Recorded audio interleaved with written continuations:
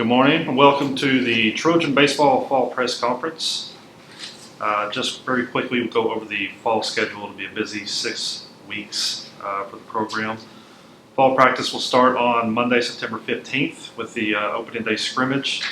That's the first pitch at 2:45 p.m. Fall practice sessions will start at 1 p.m. From there, we will go to the two exhibitions, October 4th at Ole Miss, 1 p.m. first pitch. And then October 10th at Arkansas in Fayetteville, a 6 p.m. start. Trojans will host MLB Scout Day on October 15th at 5 p.m. And they will hold their annual Trojan Baseball Golf Classic presented by Highland Dairy Foods at Eagle Hill on October 17th. The next day on Saturday the 18th will be the Alumni Game and Parents Day. And then the fall practice session will conclude on October 31st. Let me know if you're interested in attending practice or you would like to set up an interview with coaches or players. We're happy to accommodate. There will be a full recording of this conference available later today. We thank you all for coming. With us today are head coach Chris Curry, entering his 12th season. Angel Cano, senior first baseman from Cartagena, Colombia, the Baton Rouge Regional MVP. And also Jack Cline, senior pitcher from right here in Little Rock, and all OBC tournament selection. We will open it up with comments from Coach Curry, and then we'll open the floor to questions for all three. Coach? Appreciate it, Cliff. Thank you guys for being here. I think first of all, this is an important day, 9/11.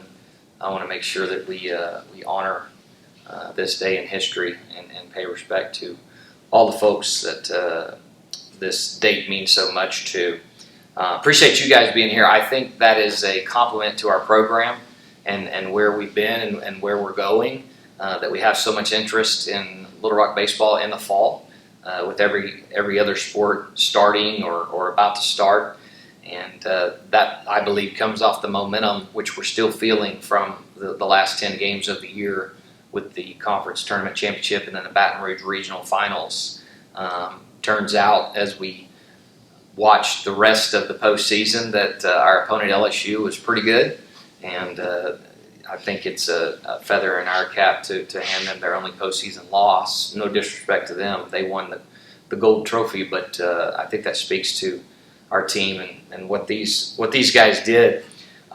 We've been asked a lot, what have you been doing since? We have not stopped. I want to compliment our staff that's been relentless in recruiting. We literally started on the bus on the way home, and the first and most important recruits were these guys right here. We immediately targeted our players that are leaders and got us those championships, and making sure they returned to Little Rock. And I want to thank Frank and the admin for giving us the resources to be able to make sure our best players stay here and go out and target some of the best players in the country. An interesting note, Matt Parker, our recruiting coordinator, who I believe has done an unbelievable job assembling this team, a future Division I head coach, 14 signees after June 1, 14 signees after the regional, and every single one of them said, yeah, we saw you guys play on TV, we saw the post game, we saw what Jack and Angel and all the guys did, and so that was huge for recruiting, and we feel like we used that momentum to really land a strong class. In that class, we needed to target left-handed pitching, number one. Felt like we wanted to be able to match up a little more out of the bullpen. We had Hunter Royal, who did a great job, but was our only lefty, and many times we asked him to do a little more than probably he needed to, and so now we've got a little bit of reinforcements on the left-handed side, some guys that can start. Catching wise, we added some depth. Cade Martin caught, I think, maybe the last 30 games, and that's not how you draw it up, but he's an iron horse and he can do it. But we'd like to keep him on fresh legs. Trey Hill coming off of injury, he's back, and then we signed Jack Bilski. On the mound, it all starts, in the starting pitching. Great to have Jack with all of his experience on the weekend. There are other guys that will fight for those innings as well as starters, and we're going to start finding that out on Monday. there are only 2 freshmen in the entire incoming class, and both of those guys are Arkansas guys. Tag Andrews from Maumelle, Russ Martin from Russellville. The rest are older. This is an older team. It's 23 new guys and 17 returners, but it's a veteran type team. We're excited about our fall schedule. Ole Miss, we continue to keep that relationship going. Coach Bianco reached out kind of every other year, every third year we go over there. They're a perennial regional team, a national champion 3 years ago, and so that always gives us a good look at where we are with our strengths and weaknesses. But then we got a phone call, 6 days later on our schedule, we get to go to Fayetteville. And that's the second time I believe we played in the fall. The first time was the fall, I believe, of 18 leading into the spring of 19. The first time, first year that in-state sports played against each other was baseball. And so excited about Coach Van Horn's opportunity to come up there and play. It'll be on a Friday night. I think the football team is out of town, so we expect a great crowd there with great weather. And that'll be a fun atmosphere for these guys as well. Again, those are 2 Omaha caliber teams and the type of teams that we expect to be playing in the postseason. And it's very important for our guys to get on that stage early as they can. We'll also play those guys in the spring. You'll see when our spring schedule comes out in a few weeks. But we're going to play teams that are that caliber. As I alluded to, some key returners that I've jotted down, and I'll miss somebody. Of course, you got Angel back. You got Jack Cline, Cooper Chaplin, Ryan Geck, all conference guys, Caden Martin, Hunter Royal.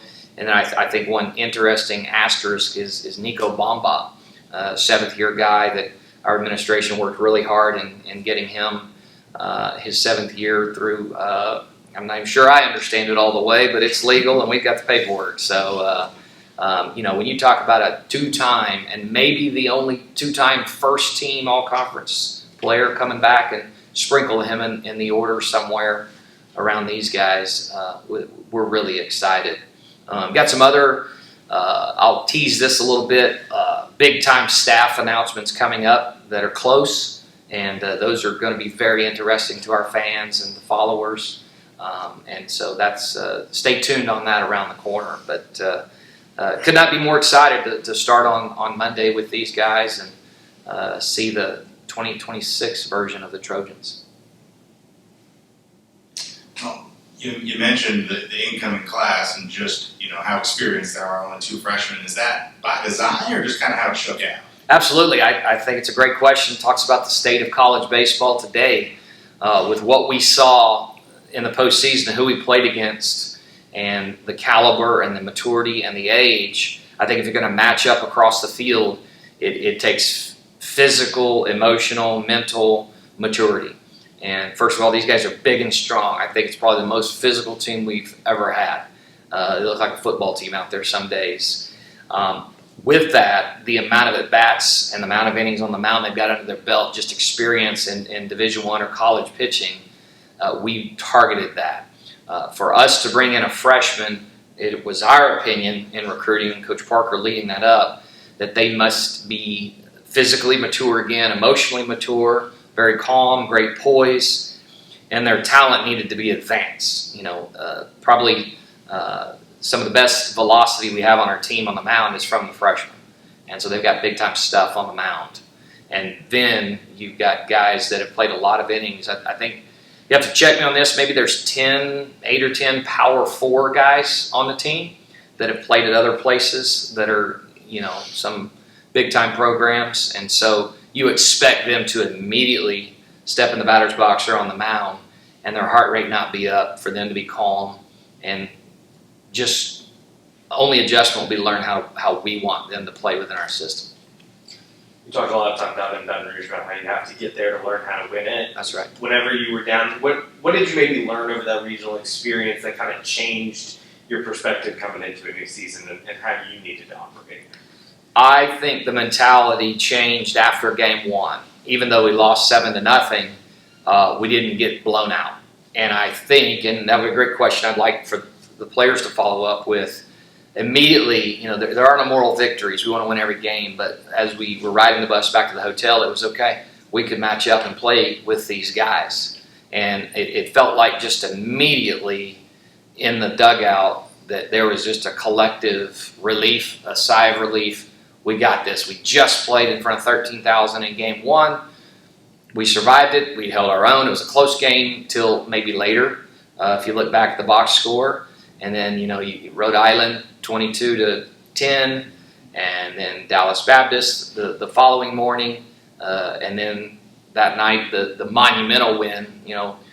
One of the biggest wins ever in the history of Little Rock athletics, the one that everyone's talking about, the Sunday night win, and then we're winning midway through and late in the championship game. And so all of that, Jack, is validation that you guys are good enough, you guys can win, you're supposed to be here. And so I know for a fact, we've already been talking about it, we're not just trying to get there now. We're trying to win at Murray State, played them 6 times, and to watch them play in Omaha, and we match up with those guys. And so there's a definite expectation and mentality that June postseason baseball is where we're supposed to be. Jack, I'll kind of follow up with you about that. Just how much different is maybe the confidence level or the expectations going into this season compared to what you've experienced in the past in the fall? I think it's the same. First off, we want to win the OVC championship first and then let everything else happen. But going back to the regional after game one, like Coach said, it was close until the end. We all, as players, we were one pitch away, one pitch here or there, and we win it. We're in it longer. And so I think going into the rest of the tournament, it was easy for us to be like, as long as we're locked in pitch by pitch, we have a chance to win every game, and that's what we saw. For you, walk me through the decision process to come back for another year to stay in Little Rock. It was a process, but I'm a hometown kid. I want to win for Little Rock. I want to have Trojans across my chest. I want to do good stuff for the city, and that was the biggest thing. I guess for the same kind of question. Walk me through. You had such a big regional. I think a lot of us thought, other programs would come call and walk me through the decision to come back and play another year here. Well, staying here was the main goal. They believe in me when I was unfortunately dropped from somewhere else, and they trusted in me and put their hope that I was gonna be back to who I am. And this is the place that I call home. I'm just glad I'm here. What does this summer look like for you in terms of trying to build off that performance in the regional? Yeah, just focusing on staying healthy. I have struggled a lot to be able to stay healthy for a long time. So that was the main goal. Just make sure my body feels good, my legs, my shoulder, my elbow, and that was the goal. And we got a great trainer, Joy. He does a great job behind the scenes, and I'm thankful that we got him and our staff. So. What's kind of the difference in the locker room there from last year to this year, just from a confidence standpoint, having been there, done that now? Well, I think after what we did last year, everybody coming in got that mindset of, we gotta go there again, right? So, it all starts from how we get there. So we all buy in, we all close to each other right now, and it's just a great feeling and something really nice to see that everybody just close to each other. If we stay close to each other, play for each other, that's what's going to show out there. So that's the goal. That's what it feels like right now. So I'm really excited about it. And Jack, I want to add, the process of recruiting these guys back, which in college athletics now, you have to re-recruit your team every year. Not only do you have to add new players, you've got to get the guys back. I want the Little Rock fans to know that the process of getting these guys back was not a long one. These guys... It's a business now, and these guys have opportunities. They created value for themselves by being so successful. Championship game, complete game, MVP of the regional, and they created value for themselves, and there's nothing wrong with that. But at the same time, they didn't drag it out all summer to try to go back and forth. We did our very best to keep them. We did that, and they were quick to say, hey, I'm staying there. And I think that shows their loyalty and how much they love Little Rock baseball. Well, as for you, how encouraging is that as a coach to know that you have a culture that makes kids want to be able to come back?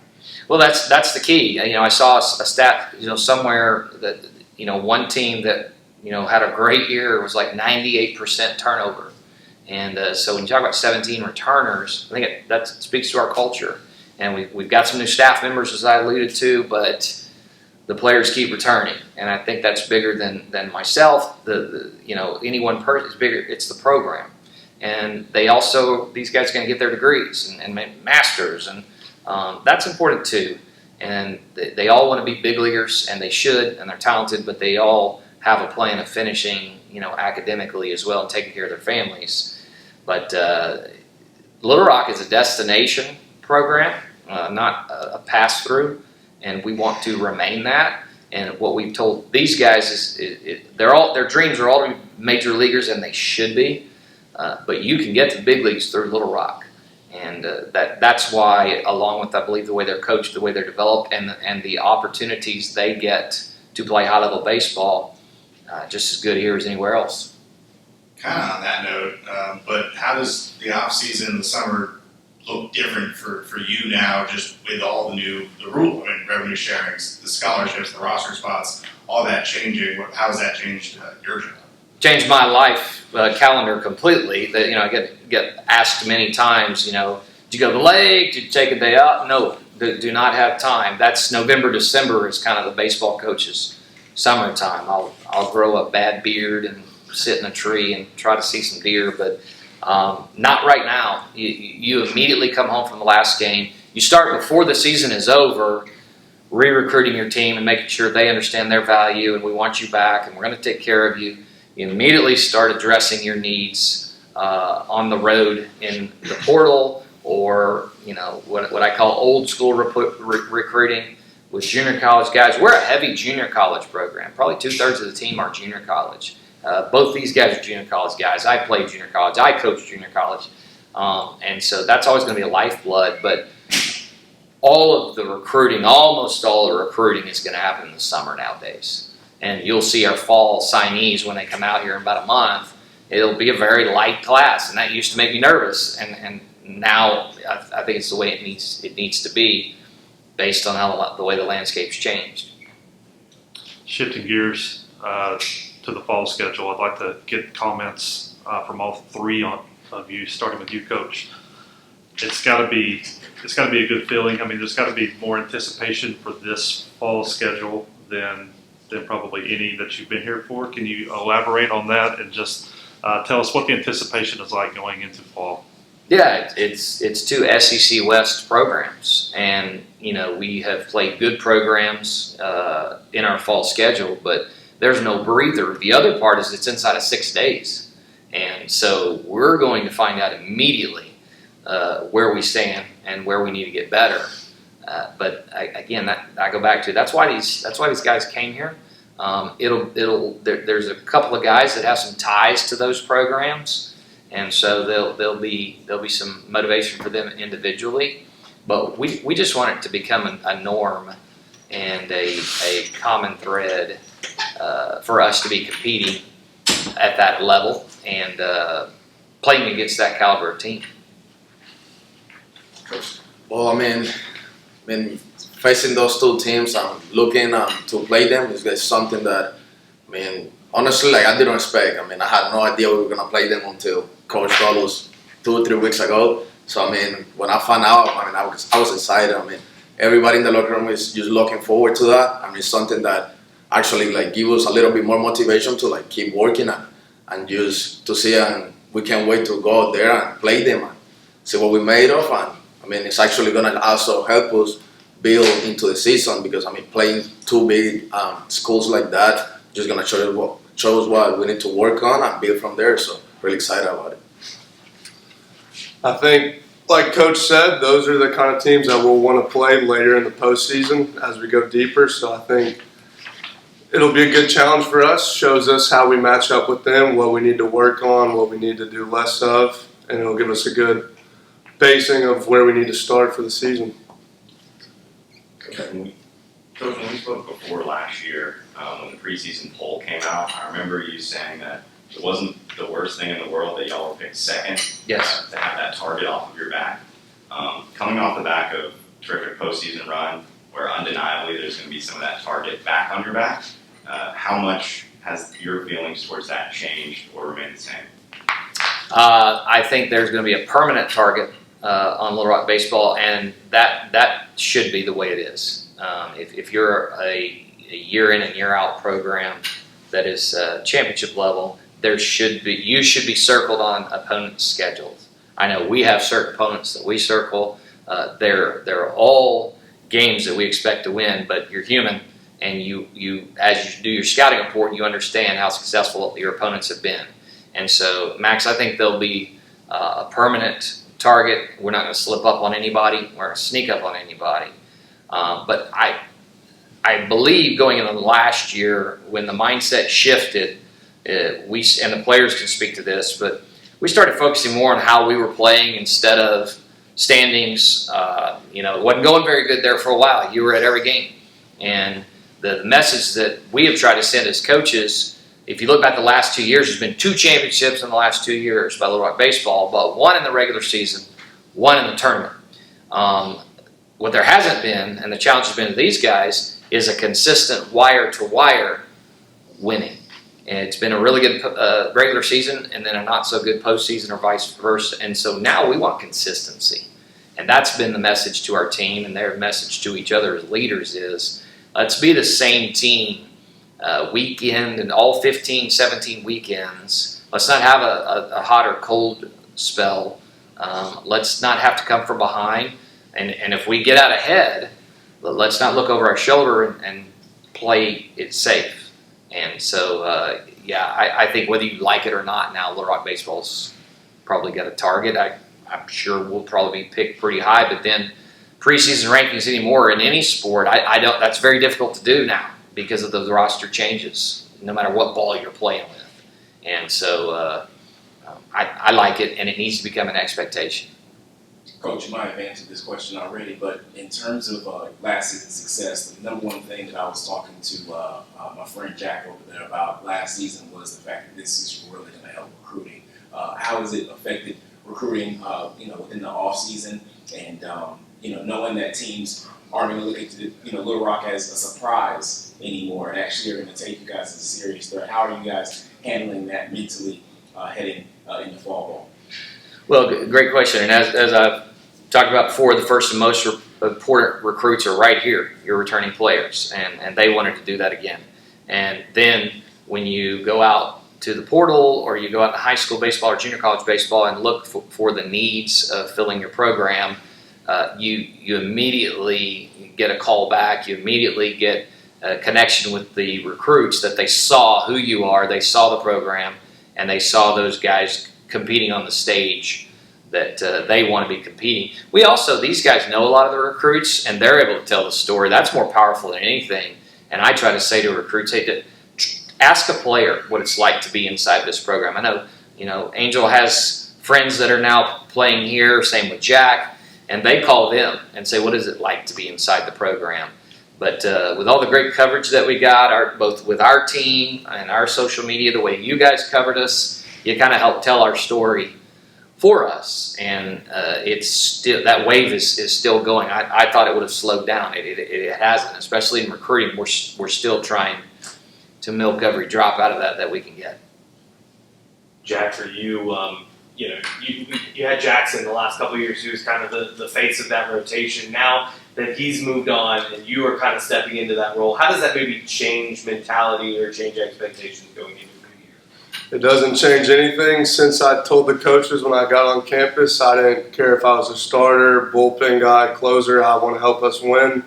I'm going to help the other pitchers if they need help on the field, off the field, whatever it is. I'm still trying to be that leader that can help out any pitcher in any situation. I can do anything for the team when needed.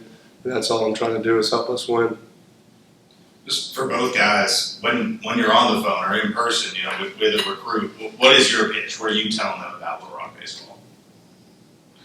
Well, like Coach say, we just got to keep it real. there's no secret in the game of baseball. So, everybody knows that this is a great program. We're going to go out there and compete against anybody. We're going to respect our opponent for sure. But, just telling them that, this is a great place to come and play. They saw it. So, just to confirm it and let them know that this is a family here. We care for each other. The most important thing, we play for the name of the front, not in the back. So, we just play for each other. That's what they kind of help us get those guys here. I think it's cool too, as you study our roster, we got 7 international players. And, we got 3, Latin players. And so Angel was able to connect with those guys. He knew them from either junior college or back home. And then we've got, I think 3 Canadian guys. And so that's pretty cool. And then you've got Josh Beasley back from Australia. He's back for, I believe, year number 3. And so the message is pretty wide out there. And then we're coast to coast recruiting. But the players talk to each other. And that, in my opinion, is your best representation inside the walls of the locker room. Angel, for you, just wanted to ask you about a specific play from the regional. I think that the country kind of got to know you as a big power bat, of course, with all the extra base hits, but the end to that Rhode Island game, looking back in a 12-run game and seeing that he didn't touch first base, I think that was kind of what we got to know at Gary Hogan Field as a more baseball IQ, all-around guy.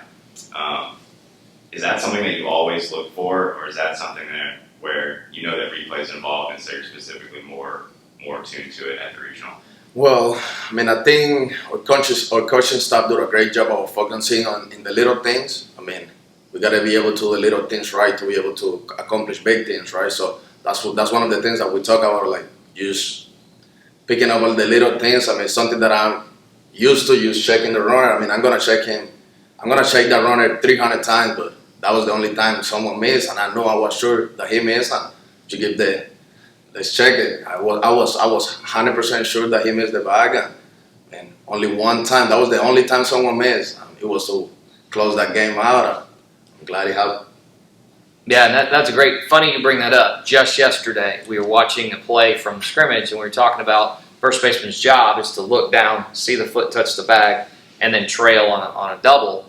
And Coach Parker, to his credit, I believe he was the one that yelled from the dugout, and Angel saw it as well. And Coach Parker said, "Hey, I think you missed it." We got the replay, but it's a play that we even talked about yesterday. And it just goes back to, like you're talking about, attention to detail. And I think that was a senior pinch hitter, and I think he hit a laser. And I hated for it to end that way, but it's our job to win the game any way that we could, no matter the score. And if it happens on a detail like that, that's just our job. Coach, going into the fall with so many new pieces, what is sort of the thing that you're looking at that you're hoping to figure out over the next month or so? Well, number one, health. This guy it's well documented. I don't think he got healthy until maybe the last month, and then you saw the healthy Angel. Jack was battling the last 2 starts and showed great toughness. But first of all, the fall is about health. We don't push anybody physically as far as injury goes. Joey is a healer, our trainer, and personally plays catches with the guys. And I know brought him back. Dr. Paul Inkland is outstanding. He's even helped me on a couple of things because I'm getting old. But number one is health.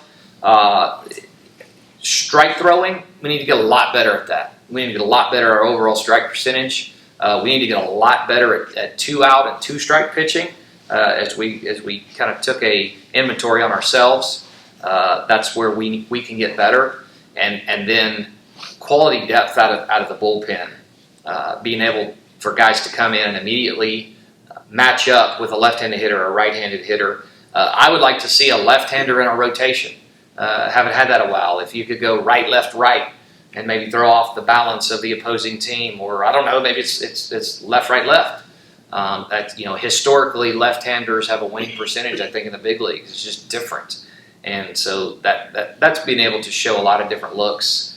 But it's going to be crowded on that mound. There's only one guy allowed at a time, and the innings they're going to fight for them, which is what you want. You want competition, but.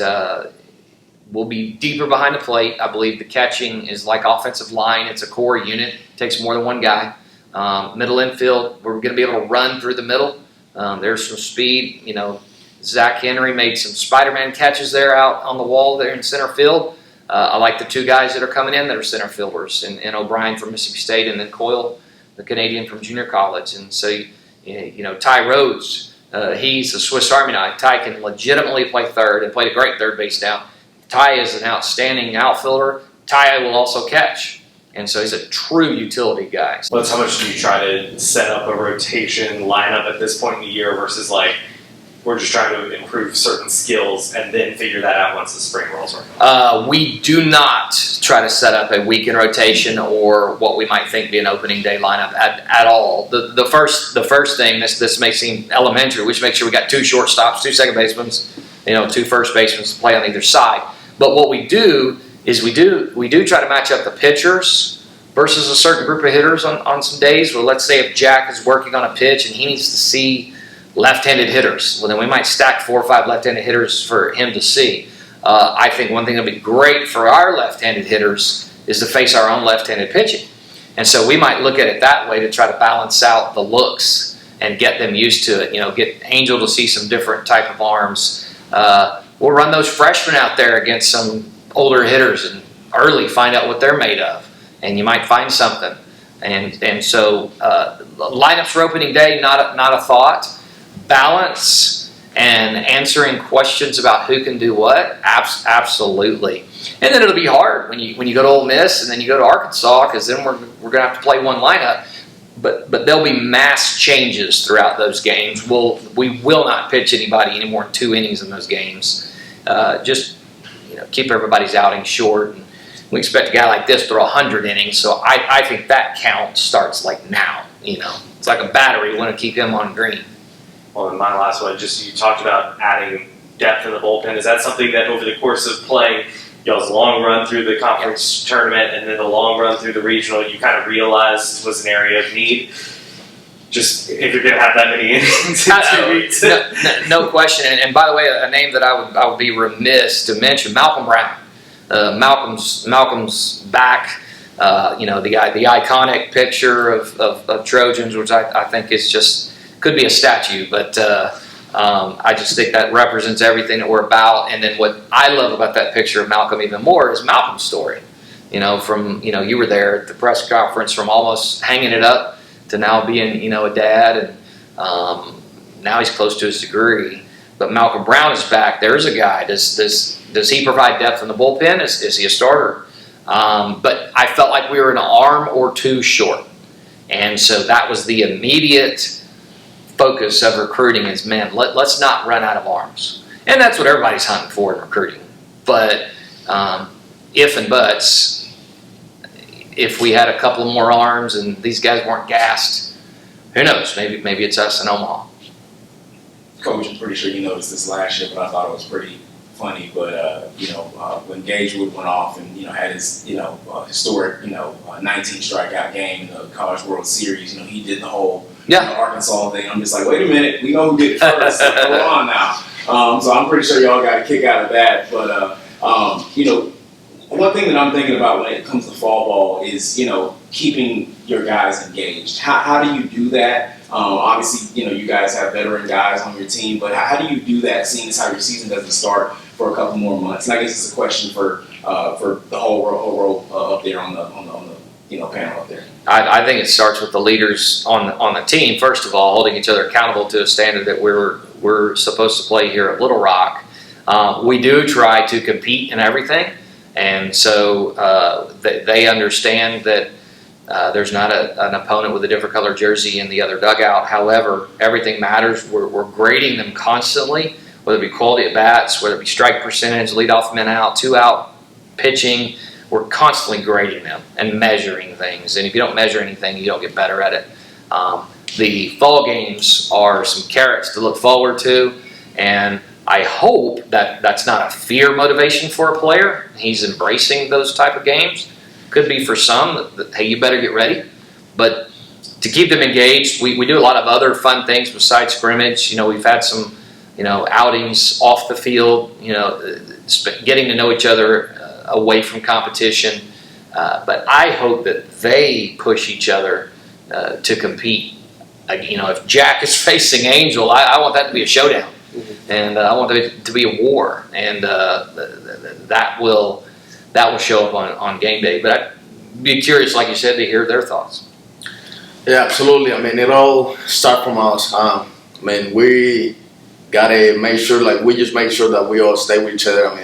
It's all about holding each other accountable. If I see someone doing something that I'm not okay with, or it just doesn't run with the program, then I'm gonna call that person out. So it's all about holding each other accountable off the field so it can show in the field. So that's what like I said earlier, I mean, it's something that I'm really happy like we got this year. Like everybody's just close to each other. So I'm really, really excited about to see how that plays out in the field soon. So yeah, really happy. And I think it's easy for us as players when the coaches show up day in and day out. They don't let one day where we can slack by. They're on us every day, expecting the same output every day.